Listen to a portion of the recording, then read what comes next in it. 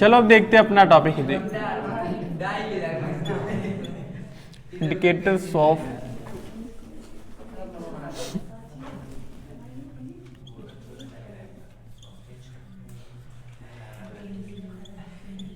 ये देखो, ये जो टॉपिक है ना ये इंपॉर्टेंट था, कल जो बताए थे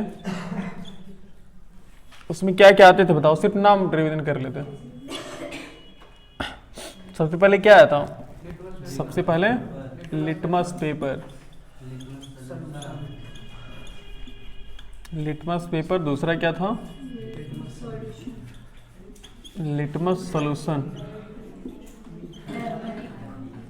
और उसके बाद क्या था? उसके बाद फिनॉल मेथिल आयरन टाइप का था।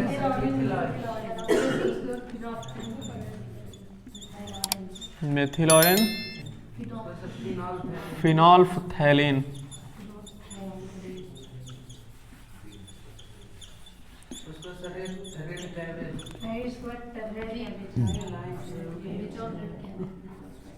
बाद में लिखा गया था रेड कैबेज। उसके बाद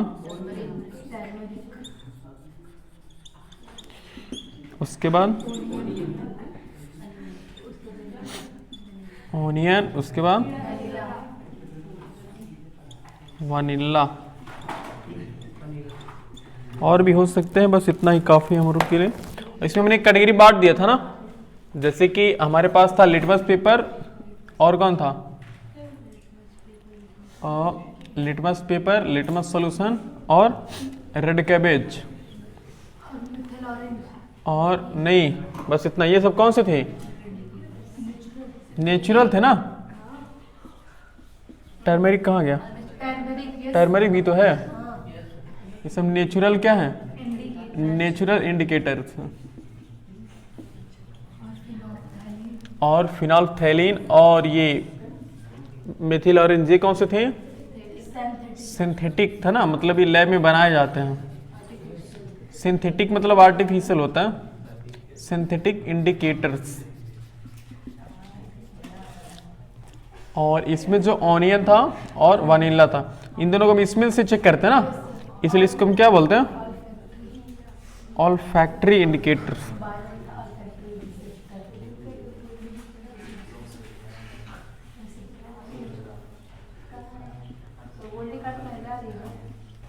याद रहेगा ना इसमें बारे में? लिटमस पेपर देखो कैसे, लिटमस पेपर कैसे डिफाइन करता है। जो लिटमस करता है वो थोड़ा सा देख लेते हैं। एसिड को क्या करता है वो? मतलब एसिड प्लस लिटमस कैसा हो जाता है ये? नहीं, लिटमस पेपर नहीं। जैसे कि ये क्या करता है? ब्लू लिटमस रहेगा ना, ब्लू लिटमस को कैसा कर देगा? ये रेड कर देगा। और सिमिलरली अगर बेस रहेगा तो बेस क्या करेगा? अगर रेड रहेगा तब कैसा बनाएगा? इसको ब्लू कर देगा। और सेम सॉल्यूशन भी रहेगा, सॉल्यूशन को भी ऐसे ही करता ना वो। अगर मतलब वो पर्पल कलर का होता है तो उसको रेड कर देगा। रेड कर दिया तो समझ जाओ क्या है? एसिड है। अगर ब्लू कर दिया तो समझ जाओ बेस है। मेथिल ऑरेंज किस कलर का होता है? ऑरेंज कलर का। तो अगर एसिड में, मेथिल ऑरेंज में अगर हम एसिड मिलाते हैं तो क्या बन जाएगा ये? हाँ, एसिड मिलाएंगे तो रेड बनाएगा। एसिड जनरली रेड बनाता है। और जबकि बेस कैसा बना देगा इसे? मेथिल ऑरेंज बनाएगा येलो कलर। ओके। और फिनोल्फथैलीन कैसा होता है? कलरलेस होता है। इसको अगर हम एसिड में डालेंगे तब कैसा हो जाएगा? हाँ, ये डरता ना, मतलब इससे नहीं डरता ना, बेस से सब डरते हैं। तो ये कैसा? एसिड प्लस बेस क्या हो जाएगा? नहीं, लिखे सही है। एसिड प्लस फिनोल्फथैलीन क्या बनाएगा? कलरलेस। और बेस प्लस फिनोल्फथैलीन क्या बनाएगा? पिंक। बोले तो गुलाबी। Red cabbage,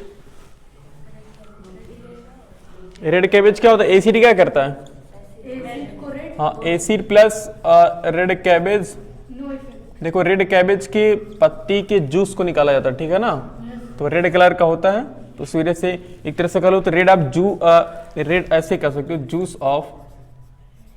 juice of leave of red cabbage ऐसे होता है। तो शॉर्ट फॉर्म में रेड कैबेज लिखा जाता है। तो अगर उसमें हम एसिड मिलाएंगे तो क्या होगा? नो इफेक्ट ऐसे कह सकते हैं, कोई फर्क नहीं पड़ने वाला होगा। लेकिन जैसे ही हम बेस डालेंगे तुरंत उसको ग्रीन कर देगा ना। हाँ, प्लस ये रेड कैबेज बना देगा तुरंत ग्रीन। कहेगा जैसे थे वैसे हो जाओ। और टर्मरिक देखो, टर्मरिक में अगर हम क्या मिलाएंगे, टर्मरिक में अगर हम एसिड मिलाएंगे तो क्या होगा, ये अभी भी नो इफेक्ट। कोई डरते नहीं है सब एसिड से। लेकिन जैसे ही बेस आ गया, टर्मरिक प्लस बेस कैसे बनाएगा ये, रेड।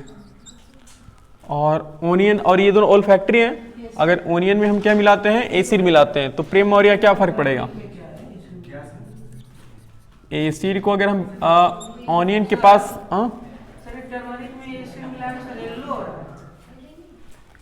तो येलो, अरे हाँ वो येलो था सही, मतलब टर्मरिक की येलो होता ही है ना, तो वैसा ही रहेगा वो। हल्दी कैसा होता, पीला ही होता है किसी, तो मतलब वो लिखा तो हमने कहा नो इफेक्ट था वो। मतलब आप ऐसे लिख सकते हैं, वो बात वही है, टर्मरिक प्लस एसिड।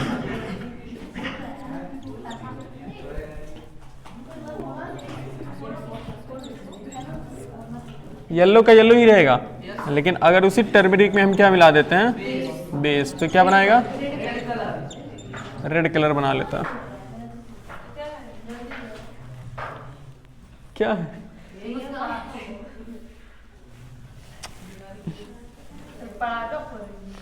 नहीं भाई यहाँ नहीं करना।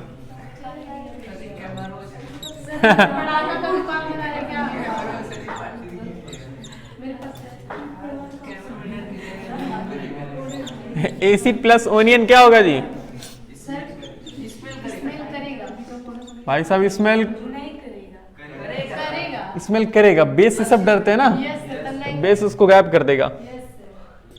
थोड़ा सोचिए, बेस प्लस ओनियन स्मेल गायब कर देगा ना ये।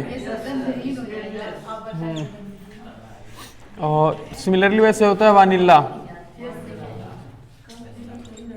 वानिला प्लस क्या हुआ, कंफ्यूज हो भी, वो कंफ्यूज है राजश्री, कंफर्म हुआ जी।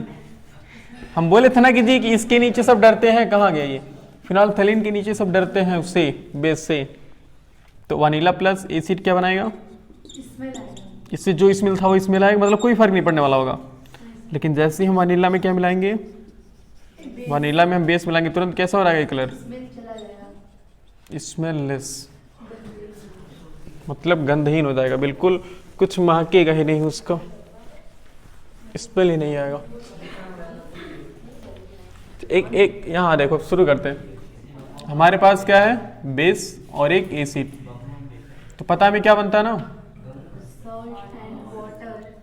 सॉल्ट बनता है, और क्या बनता है, वाटर बनता है। एक एग्जांपल लेते हैं, समझते हैं। बेस हमारे पास क्या है, एक स्ट्रॉन्ग बेस लेते हैं NaOH, और एक एसिड क्या लेते हैं, HCl। होता क्या है देखें, NaOH का जब एक्वस सोल्यूशन होता है तो ये ब्रेक हो जाता है ना अपने आयनों में, यानी कि Na प्लस और OH माइनस में ब्रेक हो जाता है। सिमिलरली यहाँ पर क्या होता है, यहाँ पर H प्लस में और Cl माइनस में ब्रेक हो जाता है। ओके, अब क्या होता है कि ये जो सोडियम है, सोडियम हाइड्रोजन से ज़्यादा रिएक्टिव होने की वजह से ही क्या करता है, इस हाइड्रोजन को सोडियम रिप्लेस कर देता ना, तो रिप्लेस करता है तब ये इसके पास चला जाता है। यानी कि इस केस में क्या हो रहा है मुझे बताओ तो, इस केस में हो रहा है रिप्लेसमेंट ऑफ क्या, replacement of hydrogen ion by metal ion, कह सकते हैं क्या, सोचो भाई, जितने भी मेटल आयन है, मेटल आयन ही तो क्या कर रहे हैं, इसको रिप्लेस कर दे रहे हैं ना। तो मेटल आयन हाइड्रोजन आयन को रिप्लेस कर दे रहा है। जब रिप्लेस करके अपने चले जाएंगे तो वहां पर क्या बना लेंगे, सब बना लेंगे NaCl बनाएंगे ना, NaCl बनाएंगे प्लस H2O। तो अब क्या बता सकते हो कि साल्ट कैसे बन रहा है, साल्ट कैसे बन रहा है। अच्छा, साल्ट एक कंपाउंड है कि नहीं, पहले बताओ, कंपाउंड तो है ही। तो हम क्या साल्ट की एक डेफिनेशन बना सकते हैं इससे, सोचो जरा साल्ट की कोई डिफिनीशन। साल्ट को हम हिंदी में लवण बोलते हैं। डिफिनीशन कुछ बताने की कोशिश करो। साल्ट क्या है? पहली बात तो साल्ट एक कंपाउंड है।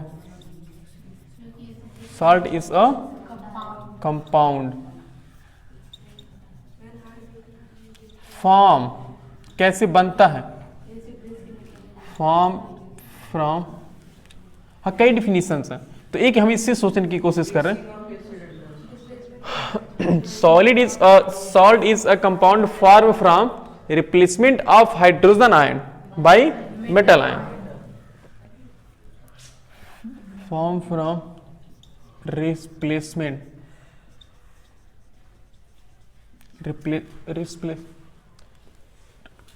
Replacement of H plus ion by metal ion।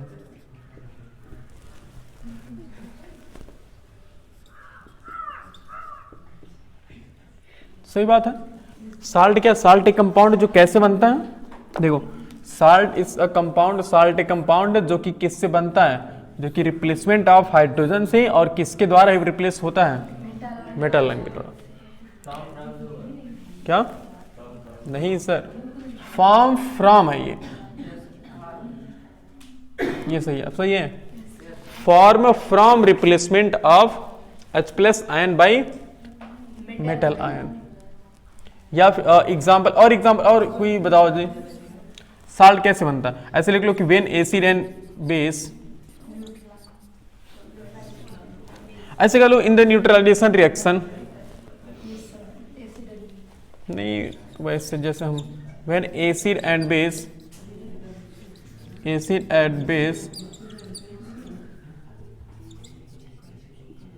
Are react, then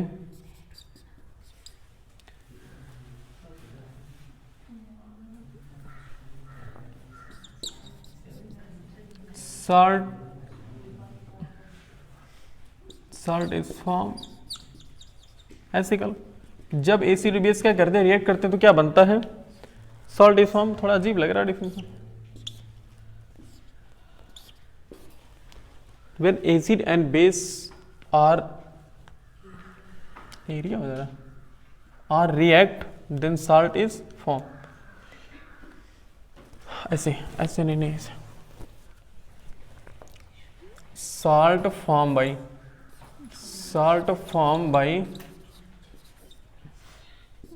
by the reaction of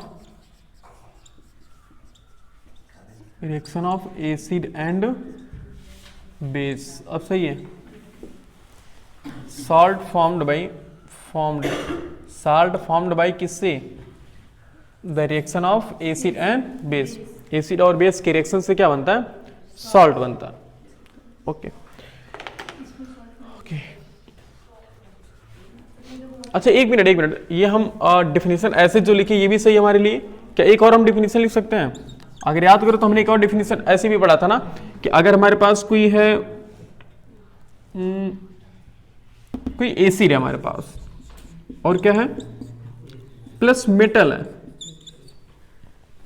तो भी क्या बनता है? साल्ट प्लस H2 बनता है ना। एसिड हमारे पास क्या ले लेते हैं? HCl ले लेते हैं। प्लस मेटल में क्या लेते हैं? Fe लेते हैं।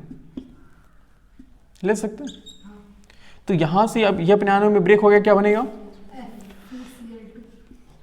H plus plus Cl minus में ब्रेक होगा ना, और ये आयरन है ना, एक्वस सॉल्यूशन होता है, ये आयरन है।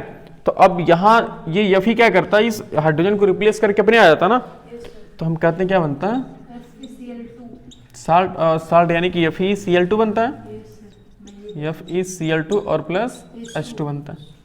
यानी हम एक और डिफिनीशन लिख सकते हैं, क्या?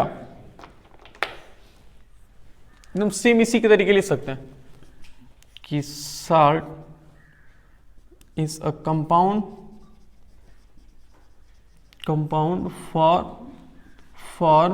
फ्रॉम रिप्लेसमेंट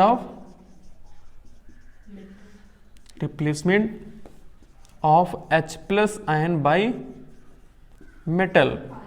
सिर्फ मेटल, यहाँ तो मेटेलिक आयन, मेटल आयन था ना ये, लेकिन यहाँ पर क्या है, मेटल। भाई ये भी तो डिफिनीशन है कि नहीं, साल्ट बन रहा है उससे, प्योर अच्छा डिफिनीशन है ये, समझ रहे हो। अब एग्जाम्पल, इसके एग्जाम्पल देखते हैं कितने हो सकते हैं। क्या? हाँ बिल्कुल पी सकते हैं। जानते हो क्यों? जैसे हम क्या बना रहे हैं, हम जैसे मान लो कि NaCl है, ये तो वही बात है जी कि लड्डू है तो खा सकते नहीं।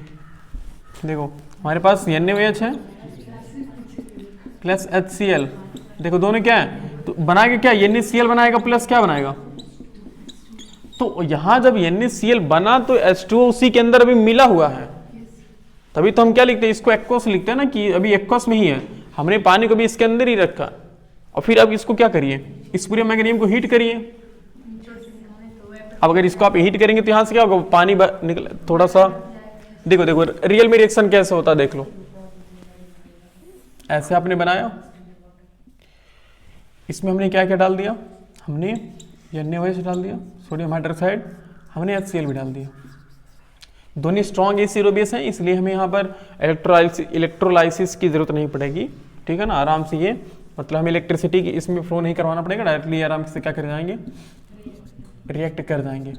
ये रिएक्ट करके क्या बना लिया, NaCl प्लस H2 बनाएंगे ना, हम जानते हैं कि NaOH बनाएंगे और प्लस HCl क्या बनाएंगे, NaCl और प्लस H2, यानी कि इसके अंदर ये बना हुआ है।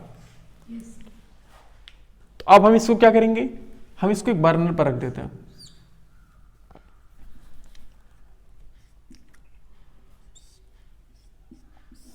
ऐसे समझ लो एक बर्नर है हमारे पास, ये है, और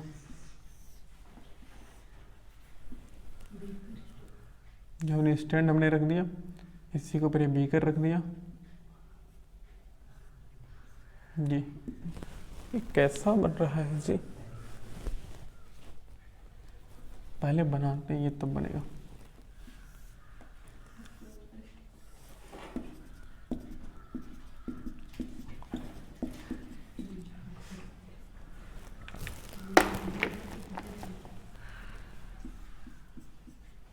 देखिए बर्नर है, और ये क्या है हमारे पास, इसमें क्या है, NaCl प्लस H2O, दोनों चीज़ें हैं। ओके, हमने जब इसको हीट करेंगे तो यहाँ से वेपराइज होंगे, फिर हमने ऊपर एक कंडेंसेट वाला एक वो लगा दिया। ऐसा हमने एक फ्राई पैन लिया, इस फ्राई पैन में हमने क्या रख लिया, आइस है, मतलब क्या करेगा, इसके टेम्परेचर को लो कर देगा ना। फिर यहाँ पर हमने एक और बीकर रख लेंगे,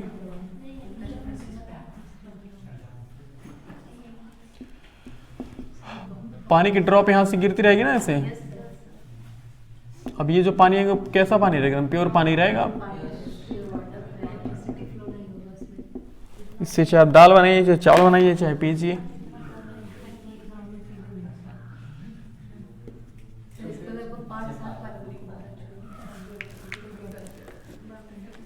भाई ऐसे तो कह रहा था जी, जो समुद्री पानी होता है, समुद्री पानी को हम यूज में ऐसे ही लाते हैं, बिल्कुल यूज किया जाता है समुद्री पानी। लेकिन कहावत वही है ना कि जितने की मुर्गी नहीं उतने की मसाला लग जाएगा, तो वही वाली हाल होती है कि जब पानी हमारे पास आराम से मिल रहा है तो हम क्यों समुद्र के पानी को लाएं, उसको गर्म करें, उसमें से वो निकालें। हाँ, तो उसके लिए जानते हो अब नमक कैसे निकाला जाता है, जानते हो ना कि नमक मतलब समुद्र के बगल में ऐसे खेत बना दिए जाते हैं, जब लहर आती है तो पानी में भर जाता है। तो अब सूर्य अपना काम करता है भाई, सूर्य इसको वेपर बनाता है, इसमें नमक बच जाता है, फिर वही खोरुच लेते हैं सब, समझ रहे हो ना, वो प्रोसेस वही होता है। उसको फिर हाँ वही, फिर इसको आराम से, ऐसा मिट्टी नहीं, उसको अच्छे से पूरे स्ट्रॉन्ग किया जाता है, अच्छे से एक लेयर बनाई जाती है ताकि उसमें और वेस्ट मटेरियल ना आने पाए। तो अब यहाँ से पानी बन गया, मतलब ये पानी पी सकते हैं ना, तो पी सकते हैं हम पानी को।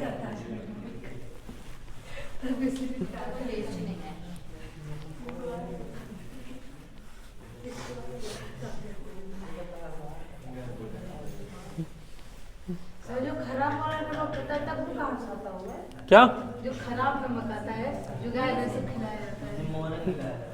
सुनो सुनो सुनो सुनो, जो नमक समुद्री वाला होता है ना, वो नमक उसमें आयोडीन नहीं होता है, तो हम आयोडीन मिलाते हैं अपने से। जो नमक समुद्र में आता है उसमें आयोडीन नहीं होता है, फिर आयोडीन हम मिलाते हैं। तो हम जितना ज़्यादा आयोडीन मिलाएंगे उतना ज़्यादा फायदा करेगा, और जितना कम मिलाएंगे उतना कम फायदा करेगा। बहुत सीधे। किसमें किसमें मोरग रहता है यार?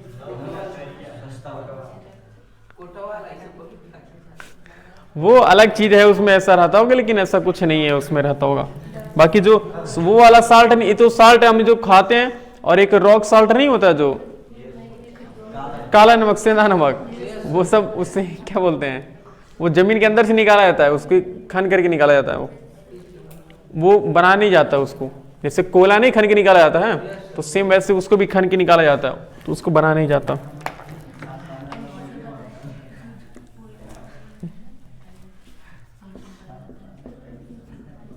साल्ट की एग्जांपल बताओ जी, कितने साल्ट है बताओ। सबसे पहला तो हमारा NaCl है,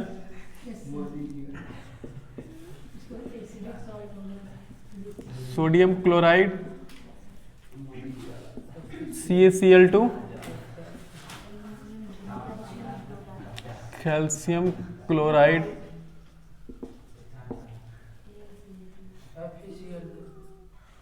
FeCl2,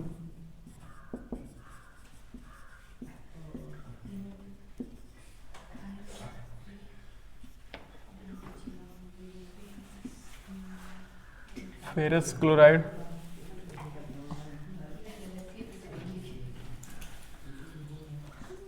Al2SO4 का होल थ्राइस,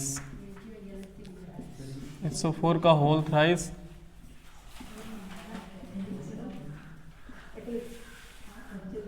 एल्यूमिनियम सल्फेट, और क्या है, कैल्शियम कार्बोनेट है कि नहीं है,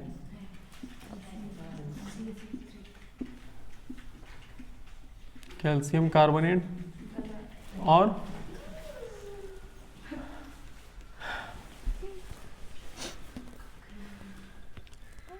बहुत ज़्यादा है जी, MgCl2,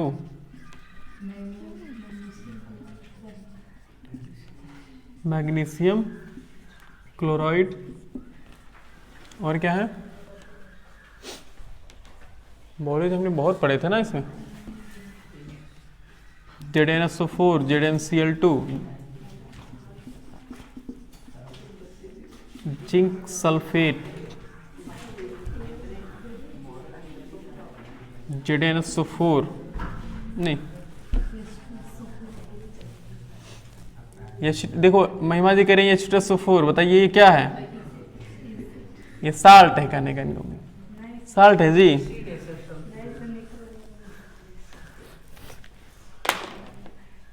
और क्या ZnCl2 कर सकते हैं,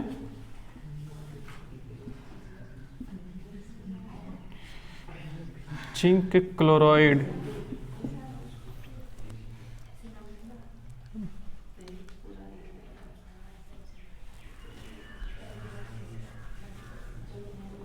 Na2CO3, sodium carbonate,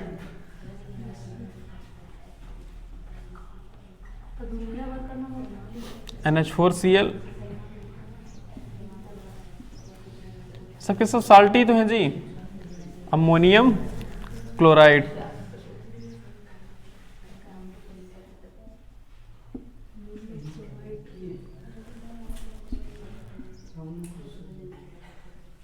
ammonium chloride, ETC कर देते हैं, इसे कितना लिखेंगे, बहुत ज़्यादा है, तो इसको लिखना चाहोगे फिर हम बताते आगे, जल्दी लिख लो, जल्दी लिखो।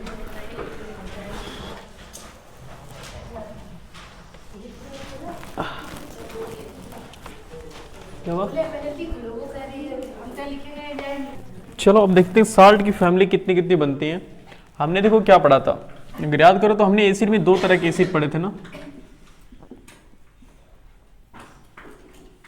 एक पढ़े थे वीक बेसिड, वीक एसिड और एक स्ट्रॉन्ग एसिड, और एक है वीक एसिड।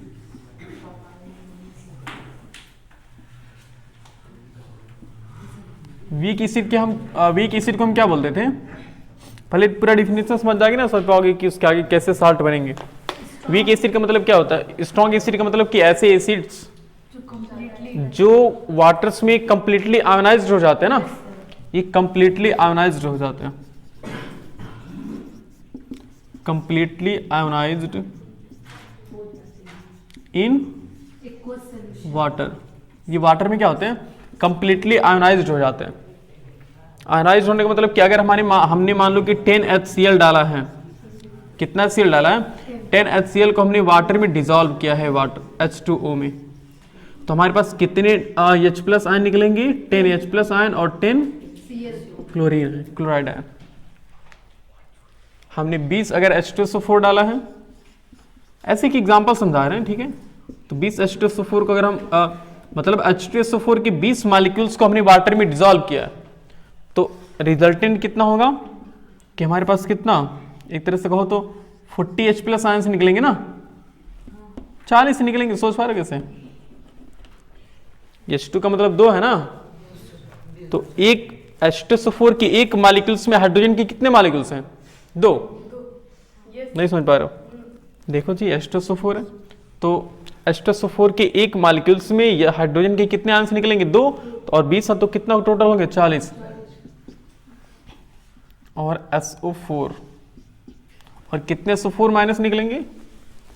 हमें तो इससे मतलब नहीं खास, बस इससे मतलब है, देखो ऐसे होगा। HNO3 देख लो, हमने मान लो कि 30 मॉलिक्यूल्स ऑफ HNO3 हमने डिसॉल्व किया वाटर में, तो 30 H+ आयंस निकलेंगे और 30 NO3 आयंस निकलेंगे। देखो ये 1-2 आगे पीछे हो सकता है, हम सिर्फ ऐसे एग्जांपल समझा रहे हैं, ठीक है ना? ये कोई सॉलिड इसका प्रूफ नहीं है, हम बस इसे एग्जांपल समझा रहे हैं कि एकदम पूरा टोटली देखो आयोनाइज्ड हो रहा है ना, कंप्लीटली आयोनाइज्ड हो जा रहे हैं। तो इसको हम कौन सा एसिड बोलेंगे? स्ट्रॉन्ग एसिड बोलेंगे। और वीक एसिड हम किसे बोलते हैं? जो पार्शियली आयोनाइज्ड इन वाटर, सही है ना? पार्शियली मतलब क्या होता है? थोड़ा, मतलब लगभग, partially ionised in water. Example हमारे पास क्या क्या है, इसमें सिर्फ एग्जाम्पल लिख लेते हैं। जैसे कि हमारे पास है CH3COOH acetic acid, HCOOH formic acid, H2CO3 carbonic acid है ना, ये भी एक मिनरल एसिड है जो कि किस एसिड में आता है? वीक एसिड में आता है। ओके, तो ये सब कौन सी एसिड है? वीक एसिड है। ये कंप्लीटली मतलब पार्शियली मतलब क्या होता है कि कुछ इसके आयंस क्या होते हैं? वाटर में डिसॉल्व होते हैं, कुछ वाटर में डिसॉल्व होते ही नहीं है। जैसे कि हमने अगर डाला इसमें एक एग्जांपल सिर्फ देख लेते हैं कि मान लो कि हमने फार्मिक एसिड डाला HCOOH, हमने 10 डाला, तो इसको किस में डाला है? वाटर में। थोड़ा किनारे हो गया, देखते हैं, हमने वाटर में डिसॉल्व किया, तो ये लगभग ऐसे समझो कि 8 क्या हुए, 7 कर लेते, देखो 7 HCOO माइनस प्लस 7 H+ हुए, और बाकी जो 3 थे ना वो डिसॉल्व हुए ही नहीं, कुछ ऐसे होगा। एक भी इसे एक आइडिया बता रहे हैं हम, ऐसे बता रहे हैं ना कि इसका कोई ऐसे नहीं रियल है। हमने ऐसे समझो कि फार्मिक एसिड के 10 मॉलिक्यूल्स को हमने वाटर में डिसॉल्व करने की कोशिश की, जिसमें से 7 मॉलिक्यूल्स ऑफ HCOO माइनस निकले और बाकी 7 क्या H+ आयंस निकले, और जो 3 बचे थे वो उसी में वाटर में ही रहेंगे, वो डिसॉल्व हुए ही नहीं। तो ये अच्छे से वाटर में डिसॉल्व नहीं हो पाया ना, इस वजह से इनको हम कौन सा एसिड बोलते हैं? वीक एसिड बोलते हैं। और वीक बेस की बात कर लेते हैं। बेस में भी हमने सेम चीजें पढ़ा था ना, बोलो, स्ट्रॉन्ग बेस और weak base. Weak base, strong base का मतलब क्या था? सेम वही चीज थी जैसे वो था, completely ionised in water, completely ionised in water. Example में क्या था, एग्जाम्पल में था NaOH KOH और एक होता है बेरियम हाइड्रोक्साइड होता है BaOH का होल ट्वाइस। ये स्ट्रॉन्ग बेस में आते हैं। इसका मतलब ये है कि अगर हम 10 NaOH के मॉलिक्यूल्स को वाटर में डिसॉल्व करने की कोशिश करते हैं, तो रुबिडियम हाइड्रोक्साइड भी हो सकता है। नहीं ये 10 NaOH है, इसको अगर हम वाटर में डिसॉल्व करेंगे, नहीं वो नहीं दिया मैंने, सिर्फ यही देखा था बुक में। तो अब देखो जैसे हम ये कह रहे हैं ना कि बाद में जो एक्सपेरिमेंट करके निकाला गया ना, हम सिर्फ उसी की बात कर रहे हैं। अब जैसे कि ये करो कि RbOH का होल ट्वाइस, सर ऐसे हो सकता है क्या? अभी हम नहीं कंफर्म नहीं कर सकते ये हो सकता है नहीं हो सकता, क्योंकि केमिस्ट्री का हर अगला कंपाउंड किस तरह बिहेव करता है वो खुद कंफर्म नहीं है। जैसे सोडियम के बाद क्या होता है, सोडियम के बाद मैग्नीशियम होता है। भाई सो सोडियम हो रहा, मैग्नीशियम रिबन है, वो जो दोनों में कितने का फर्क है। वो वाटर के साथ तुरंत एकदम रिएक्ट कर लेता, लेकिन जबकि मैग्नीशियम नहीं करता। तो अगला उसके पहले वाला जो है उसके अगला वाला वैसा बिहेव करेगा, कोई जरूरी थोड़ी इसमें। सर हम लोग को कभी उसका यूज ही आप नहीं दिखाए।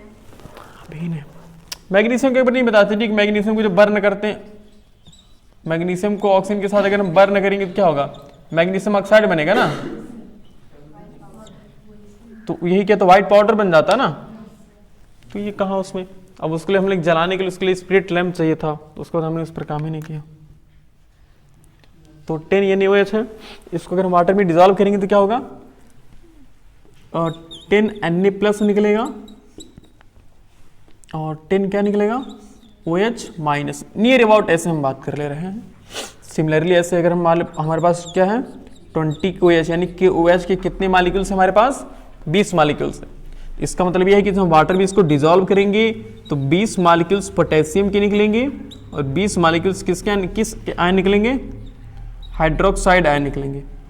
तो यहाँ से देखो ये ऐसा दिख रहा है ना कि टोटली आयोनाइज्ड हो जा रहे हैं, यानी कि हमें जितने पार्टिकल्स डाल रहे हैं उतने पार्टिकल्स आयोनाइज यानी कि ब्रेक हो जा रहे हैं, उतने आयंस बन रहे हैं, क्योंकि वीक बेस में ऐसा नहीं होने वाला। और यह है BaOH का होल ट्वाइस। इसको अगर मान लो कि तुमने 30 मॉलिक्यूल्स हमने डाल दिया तो 30 क्या बनेगा, Ba2+ बनेगा। और प्लस देखो ये 2 है ना, एक बेरियम हाइड्रोक्साइड के एक मॉलिक्यूल्स में हाइड्रोक्साइड आयन के कितने मॉलिक्यूल्स हैं, 2 मॉलिक्यूल्स हैं। तो टोटल कितने मॉलिक्यूल्स बनेंगे, तो 60 मॉलिक्यूल्स ऑफ हाइड्रोक्साइड आयन बनेंगे। क्या है, और वीक बेस किससे कहते हैं कि जो पार्शियली आयोनाइज्ड इन किसमें है, पार्शियली आयोनाइज्ड इन वाटर। जो वाटर में पार्शियली मतलब बहुत कम आयोनाइज्ड होते हैं उसको हम क्या बोलते हैं, वीक एसिड बोलते हैं। एग्जाम्पल क्या क्या हमारे पास, कैल्शियम हाइड्रोक्साइड, मैग्नीशियम हाइड्रोक्साइड और अमोनियम हाइड्रोक्साइड।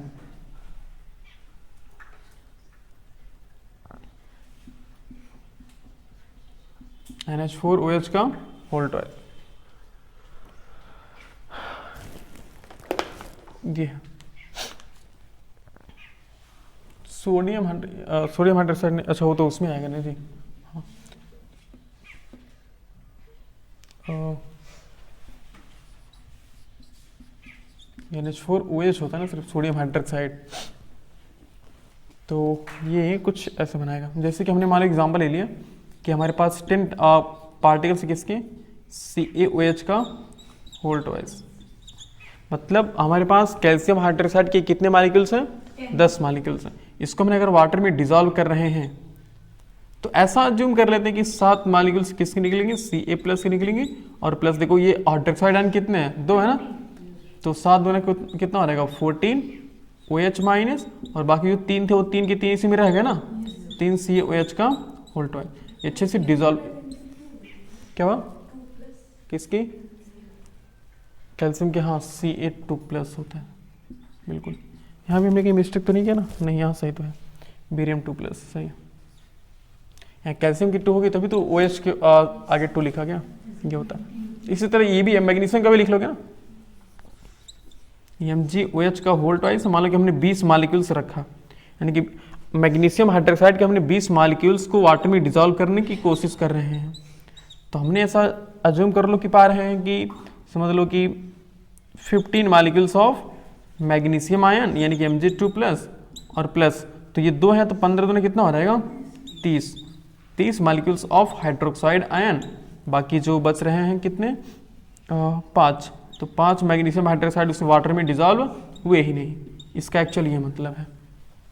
तो इस बेस को हम किस कैटेगरी में लेकर जाएंगे, वीक बेस की कैटेगरी में लेकर जाएंगे और इसको हम स्ट्रॉन्ग बेस। सिमिलरली ये स्ट्रॉन्ग बेस और ये क्या है वीक बेस। तो स्ट्रॉन्ग और वीक, हाँ एसिड, स्ट्रॉन्ग और वीक का सिर्फ इतना ही मतलब है कि वो वाटर में अच्छे से डिजोल्व हो रहे हैं या वाटर में अच्छे से डिजोल्व नहीं हो रहे। अच्छे से डिजोल्व होने का मतलब कि कंप्लीटली, यानी कि जितने हम मॉलिक्यूल्स डाल रहे हैं उतने आयंस बन रहे हैं कि नहीं बन रहे। तो समझ जाओ कि अगर उतने आयंस बन रहे हैं इसका मतलब वो स्ट्रॉन्ग है, अदरवाइज कैसा है वीक है।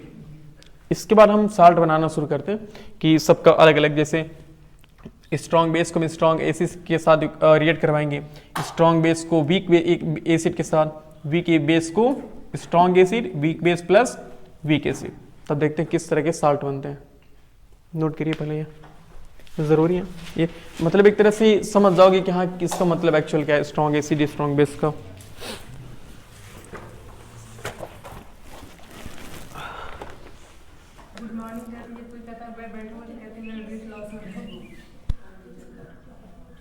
देखो जी, अब समझते हैं सॉल्ट के बारे में।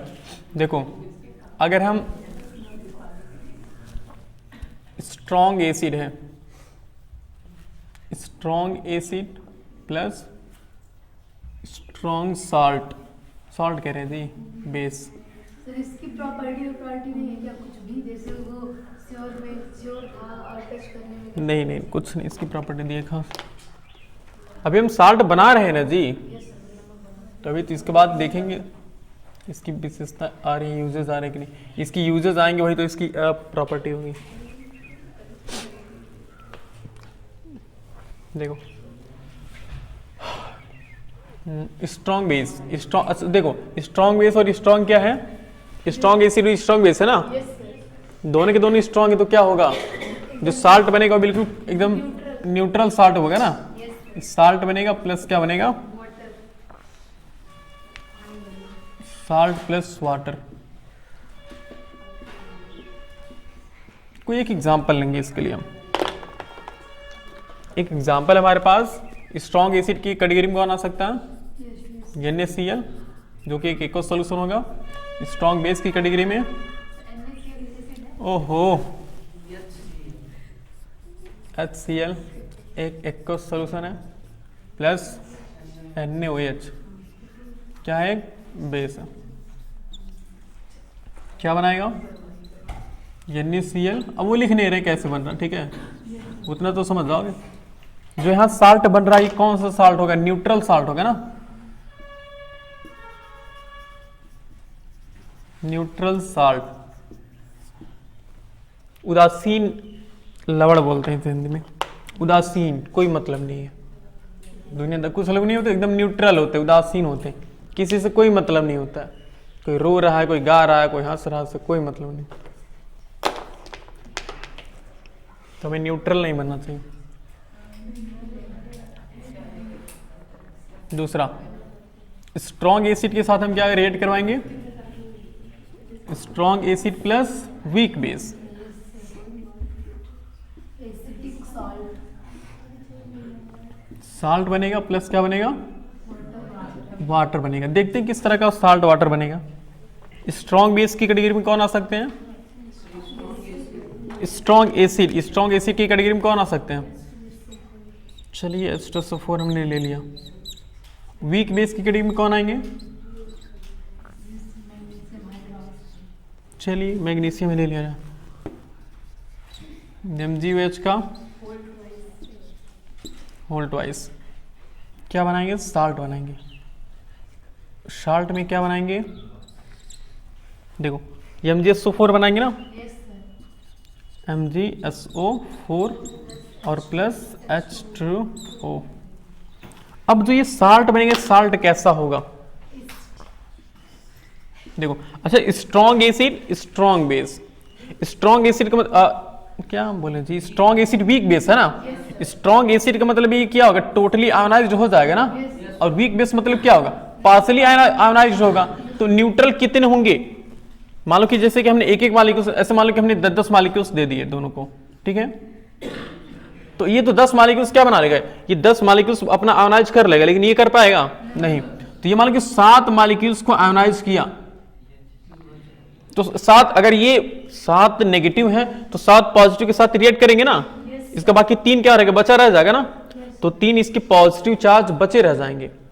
तो वो 3 पॉजिटिव चार्ज उस सॉल्यूशन में रहेंगे, जिसकी वजह से हमारा जो साल्ट बनेगा वो साल्ट कैसा बनेगा, साल्ट किसकी तरह बिहेव करेगा बताओ, एक एसिडिक साल्ट होगा ना ये।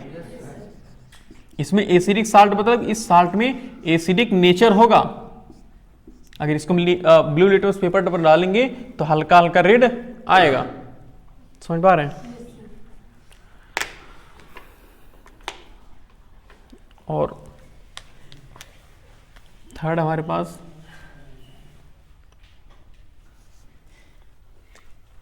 वीक एसिड प्लस, तभी आप पता है कि जो नमक है उसको चावल में मिलाने के बाद अगर पर्पल कलर का हो जाएगा तो सही नमक नहीं है। वो आयोडीन होता है जो, तुम कहाँ से कहाँ कनेक्ट कर रही हो चीजों को, हैं।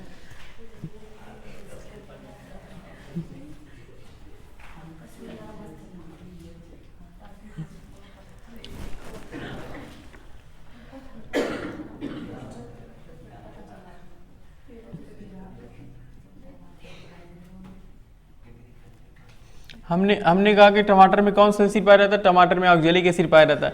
तब उसी में पूछो कि सर टमाटर आपने बताया था कि जो लाल टमाटर होता है वो अच्छा नहीं होता खाने के लिए, इसमें यहाँ का क्या लॉजिक है।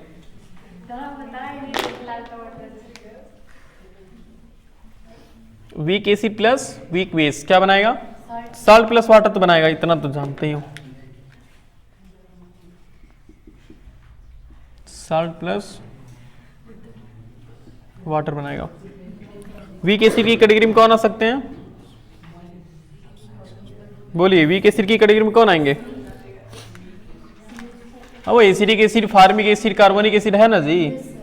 तो एसिडिक एसिड ले लो, एसिटिक एसिड है।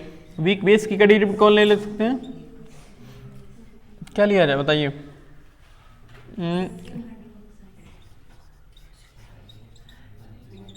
COH का होल ट्वाइस। तो ये बना लेंगे दोनों मिल करके, Ca कैल्शियम एसीटेट बनाएंगे, यानी कि CH3COOCa कैल्शियम एसीटेट बनाएंगे और प्लस H2O बनाएंगे जी। तो अब यहां देखिए कौन सा साल्ट बनेगा, देखते हैं। ये कैसा वीक है और ये कैसा, दोनों वीक है ना।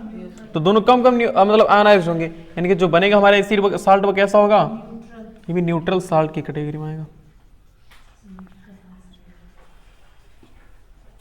न्यूट्रल साल्ट होगा। एक और हमारे पास बचा हुआ है, कौन कौन, स्ट्रॉन्ग बेस। हाँ, weak acid plus strong base, ये भी क्या बनाएंगे, साल्ट प्लस वाटर ही बनाएंगे। बताइए महिमा जी, वीक एसिड की कैटेगरी में कौन सा एसिड आएगा, बोलिए। C2H और बोलिए आप, क्यों याद नहीं, बताइए। शशि नारायण बताओगे यार, अभी हमने बोला ना एसिटिक एसिड, फार्मिक एसिड और कार्बोनिक एसिड, और बाकी हमने तो कई बताए थे ना, उसमें से कोई बता दो एक। स्ट्रॉन्ग बेस की कैटेगरी में कौन आएगा, KOH पोटेशियम हाइड्रोक्साइड। तुरंत बनाएंगे क्या, HCOOK plus H2O, potassium format नाम होता है। ये कैसा, हाँ वीक एसिड है और ये कैसा है स्ट्रॉन्ग स्ट्रॉन्ग बेस। तो वीक एसिड कम आयोनाइज्ड होगा, स्ट्रॉन्ग बेस ज्यादा आयोनाइज्ड होगा। तो कम आयोनाइज्ड कम बेस मतलब कम एसिड कम बेस साल्ट बन जाएंगे। तो थोड़ा सा बेस बचेगा ना, बेस के कुछ आयंस बचेंगे, इसके वजह से एसिड हमारा कैसा बनेगा, बेसिक सॉल्ट। एसिड एक बेसिक साल्ट, यानी कि ये जो एसिड रहेगा वो साल्ट रहेगा, ये साल्ट एक बेसिक नेचर को डिनोट करेगा, इंडिकेट करेगा। ये बेसिक साल्ट नेचर में बेसिक होगा, समझ रहे हैं। यहाँ से साल्ट एक तरह से समझो तो तीन टाइप के हो गया ना, न्यूट्रल साल्ट, एसिडिक साल्ट और बेसिक साल्ट। नोट करिए, तीन साल्ट है हमारे पास।